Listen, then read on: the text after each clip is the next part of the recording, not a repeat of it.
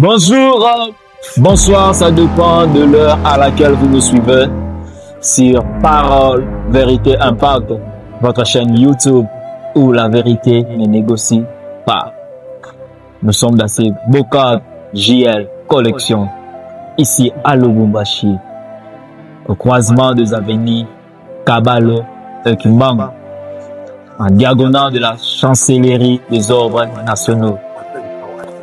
Alors aujourd'hui, je ne vous parle pas de JL Collection, mais je voudrais partager quelque chose avec vous. Je crois que plusieurs d'entre nous ont déjà eu à lire le livre de Genèse au chapitre 3, le verset 9, là où l'Éternel, alors, comme il avait l'habitude de venir vers son peuple, vers sa créature, échanger avec lui. Mais ce jour-là, il arrive, mais il ne trouva pas Adam. Alors, il posa la question, Adam, où es-tu? Oh, je me pose la question, mais n'est-ce pas, Dieu est omniprésent? N'est-ce pas que Dieu est omniscient? N'est-ce pas qu'il est omnipotent? Il voit tout, il connaît tout, et il a la puissance sur toutes choses. Mais comment l'Éternel peut encore se poser la question, ou poser la question à Adam, où es-tu? Alors que sachant qu'il est omniprésent, c'est-à-dire, vous voyez Adam. Alors, la question, Adam, où es-tu? N'était pas une question liée à la géolocalisation pour chercher à trouver Adam où il était réellement physiquement. Parce que physiquement, l'Éternel le voyait déjà. Mais cette question avait un seul but, de faire voir aussi à Adam qu'il n'était plus dans la présence de Dieu.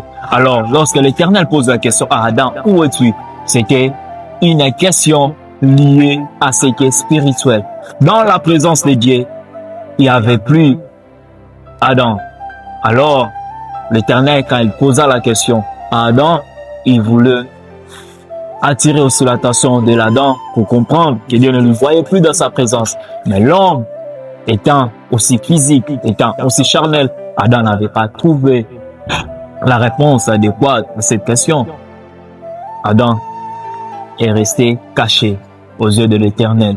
Alors c'est encore aujourd'hui la même chose qui nous arrive dans ce monde, dans ces temps.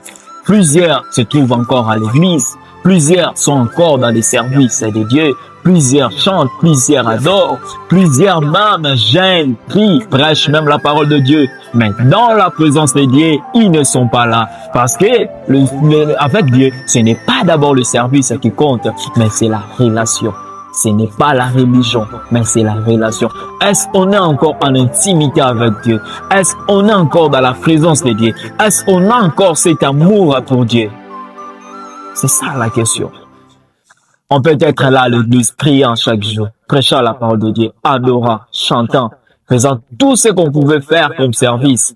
Mais en réalité, Dieu ne nous voit pas. Alors aujourd'hui, l'Éternel te pose la question. Jean, où es-tu? Dany, où es-tu? Jérémie, où es-tu? John, où es-tu? Régis, où es-tu?